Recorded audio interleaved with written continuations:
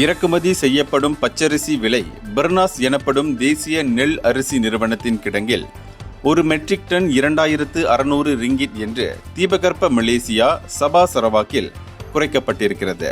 இன்று தொடங்கி இது நடப்புக்கு வருகிறது என்று விவசாயம் உணவு பாதுகாப்புத்துறை அமைச்சர் டத்தோஸ்ரீ மொஹமட் சாபு கூறினார்.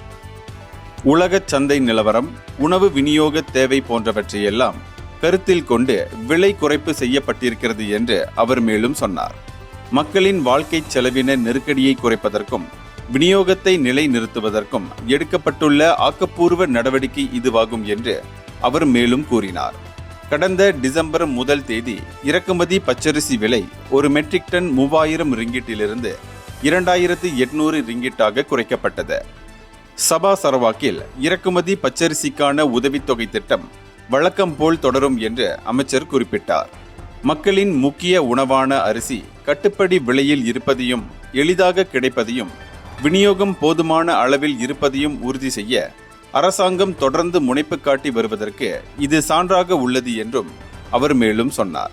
வியட்நாம், தாய்லாந்து, மியான்மர் போன்ற நாடுகளிலிருந்து அரிசியை இறக்குமதி செய்யும் பெர்னாஸ் நிறுவனத்தின் வியூகத்தின் பலனாக இது அமைந்திருக்கிறது என்றும் அவர் மேலும் கூறினார்.